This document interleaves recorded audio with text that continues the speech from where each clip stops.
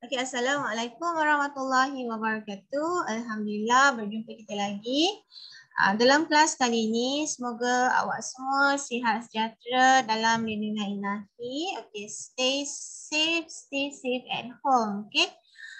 Kali ini kita akan masuk tajuk baru iaitu ekosistem. Okey, ekosistem. Apa dia ekosistem ni? Okey, ekosistem kalau awak nampak dalam gambar ni, dia adalah sekumpulan organisma yang hidup bersama. Contohnya ni, ada pokok bakau, ada ikan, ada kura-kura, burung. Mereka semua ni hidup bersama. Mereka berkomunikasi antara satu sama lain. Mereka memerlukan antara satu sama lain. Dan mereka juga berkomunikasi dengan benda bukan hidup. Contohnya, air dan juga tanah. Okey. Okey, tanpa membuang masa, kita akan tengok aliran tenaga dalam ekosistem. Aliran tenaga, maknanya tenaga ni mengalir, dipindahkan dari satu organisma kepada organisma yang lain. Sebab kita panggil aliran tenaga. Okey, tumbuhan hijau macam kita tengok dalam gambar ni. Okey. Tumbuhan hijau menukarkan tenaga cahaya dari matahari. Okey, tumbuhan hijau ni dia menggunakan cahaya matahari untuk membina makanan. Okey, melalui proses apa? Ini proses fotosintesis. So, tumbuhan hijau menukarkan tenaga cahaya dari matahari kepada tenaga kimia. Okey, tenaga kimia ni bila makanan dah terhasil lah. Okey, dia menukarkan tenaga cahaya kepada tenaga kimia melalui proses fotosintesis. Okey, fotosintesis. Okey, kemudian tenaga kimia tersebut akan dipindahkan kepada pengguna prima. Pengguna prima ni pengguna yang pertama lah.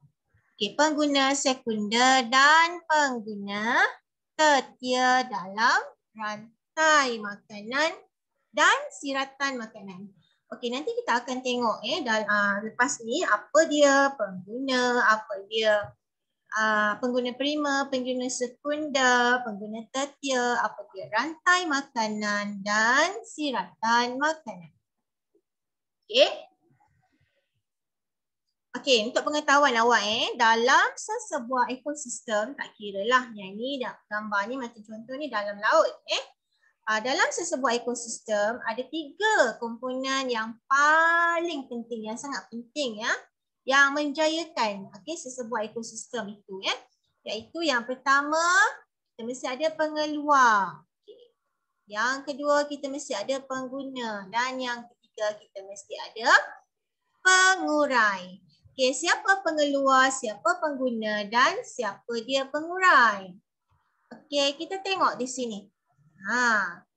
Pengeluar ialah organisma yang boleh membuat makanan sendiri.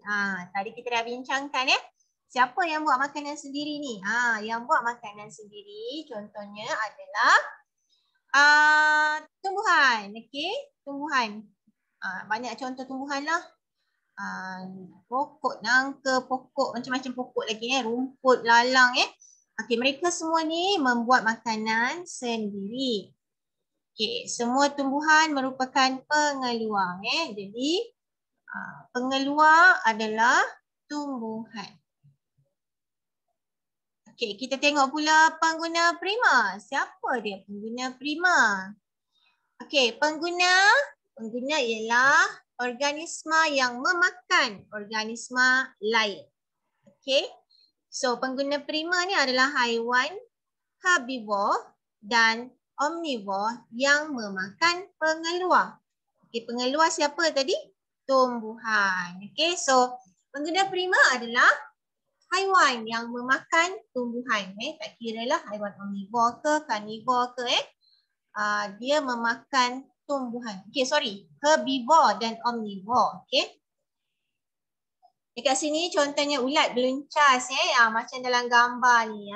Dia adalah close up ulat beluncas Okey, cantik Okey, seterusnya pengguna sekundar. Okey, pengguna sekundar. Siapa dia pengguna sekundar? Okey, pengguna sekundar ialah haiwan omnivor dan karnivor yang makan pengguna prima. Tadi kita tengok pengeluar dimakan oleh pengguna prima. So, pengguna prima akan dimakan oleh pengguna sekunder dan seterusnya nanti ya. Okey, tengok lagi contoh. Contoh pengguna sekundernya adalah burung berkeset ekor biru atau nama saintifiknya Tarsiga rupilatus. Ialah haiwan omnivor kerana makan beluncas dan buah-buahan. Okey, burung ni makan ulat beluncas dan buah-buahan. So dia merupakan pengguna sekunder. Okey, burung raja udang ataupun Alcedo actis pula merupakan karnivor prima kerana makan pengguna prima seperti siput, ikan, berudu dan udang. Kenapa dekat sini karnivor prima?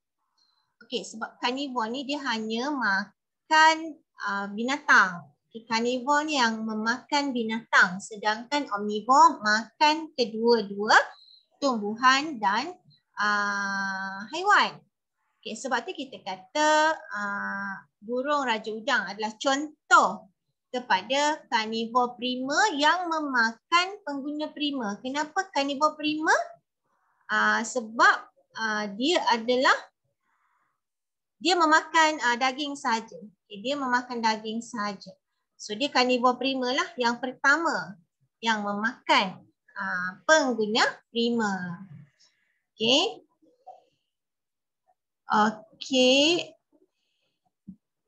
Tapi kalau spesies omnivor, dia bukannya omnivor prima yang memakan pengguna prima, sebab omnivor ni yang pengguna prima tadi pun dah makan. Dia dah makan pengeluar. Okey, dia dah makan pengeluar dan dia sendiri makan ulat beluncas Okey, seterusnya pengguna tertier. Okey, pengguna tertier ialah haiwan karnivor sekunder yang makan pengguna sekunder. Ialah dia adalah karnivor sekunder. Karnivor prima tadi makan pengguna prima. Okey, tapi yang ni adalah haiwan karnivor sekunder yang makan pengguna sekunder. Dia pengguna tertier tapi dia adalah karnivor sekunder. Okey. Saiz pengguna tertier biasanya lebih besar daripada pengguna prima dan sekunder. Ini Abang Long kawasan lah ni, Kak Long kawasan ni. Dia memang yang paling besar. Okey, kalau tak macam mana dia nak kalahkan pengguna yang lain sekunder dan prima. Okey, seterusnya tadi kita dah tahu siapa pengeluar, kita dah tahu pengguna prima, sekunder dan tertier. Seterusnya kita akan tengok siapakah pengurai. Okey, pengurai ialah organisma yang menguraikan haiwan dan tumbuhan mati kepada bahan-bahan yang lebih ringkas atau nutrien. Okey. Okey, hubungan ini dikenali sebagai saprofitisme. Saprofitisme Okey, dia menguraikan haiwan dan tumbuhan mati pada bahan-bahan yang lebih ringkas. Bahan-bahan ringkas tu nantinya akan menjadi nutrien kepada tanah dan sebagainya. Okay, siapakah pengurai? Contoh pengurai ialah cendawan yang tumbuh pada batang kayu yang reput. Ni contoh gambar ni, cendawan tumbuh pada batang kayu yang dah mati, dah reput. Okay, muka yang tumbuh di atas makanan serta bakteria E. coli yang menguraikan sisa makanan dalam usus besar manusia. Senang kata ni bakteria E. coli ni ada dalam najis kita ya. Manakala tadi dia kata muka yang tumbuh di atas makanan. Contohnya roti yang dah rosak, kita akan nampak kadang-kadang kat atas permukaan roti tu warna hijau ataupun hitam. Itu nama dia muka, kulat lah. Roti dah berkulat tu adalah contoh pengurai.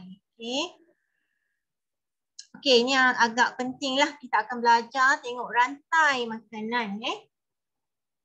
Apa dia rantai makanan? Rantai makanan boleh digunakan untuk menunjukkan hubungan pemakanan antara organisma. Kita tengok contoh ni. Okey, tikus memakan tumbuh-tumbuhan. Contohnya tikus memakan padi. Tikus dimakan oleh ular. Ular pula dimakan oleh elang. Okay, nanti elang mati, elang akan dihuraikan oleh cendawan atau pengurai tadi. Macam itulah.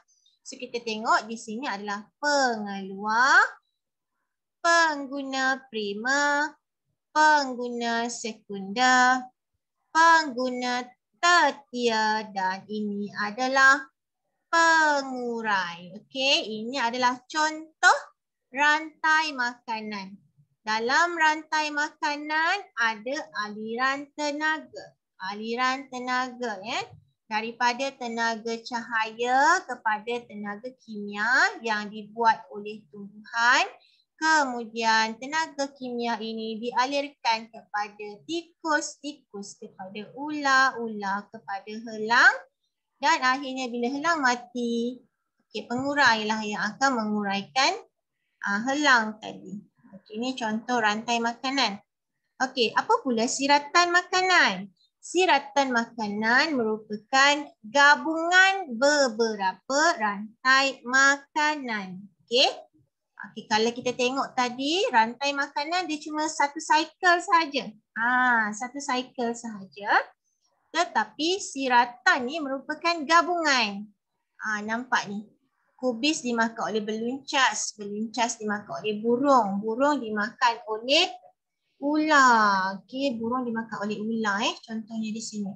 Ada lagi beberapa rantai. Ini rantai makanan pertama. Rantai makanan yang kedua dan rantai makanan yang ketiga. So dia gabungan 3 rantai makanan. Kita panggil siratan makanan. Gabungan lebih daripada 1 rantai makanan kita panggil siratan makanan. Okey? Saya rasa untuk hari ini setakat ini sahajalah kelas kita. Tapi sebelum saya akhiri kelas, saya nak awak tengok buku teks muka surat 24, aktiviti 2.1. Membina siratan makanan. Aktiviti ni seronok. Sebab saya nak awak pilih sendiri ekosistem kegemaran awak. Di belakang rumah ke, di dalam parit ke, tak kisahlah. Saya nak yang pertama awak ambil gambar ekosistem yang awak nak kaji.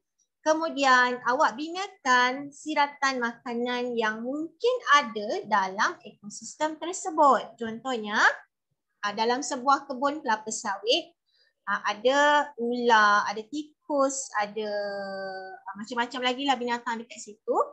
Dan awak gabungkan rantai makanan, satu rantai makanan menjadi siratan makanan. Tak kisahlah ekosistem tu di ladang kelapa sawit boleh, di dalam parit boleh, di sawah padi pun boleh, terpulang kepada awak. Di dalam kolam. Itu aktiviti 2.1. Saya nak awak ambil gambar dan binakan rantai makanan. Labelkan. Maknanya awak kena lukislah dalam buku log. Itu aktiviti yang pertama. Yang kedua, saya nak awak buat latihan formatif 2.1. Buku teks muka surat 25. Saya ulang sekali lagi. Saya nak awak binakan siratan makanan.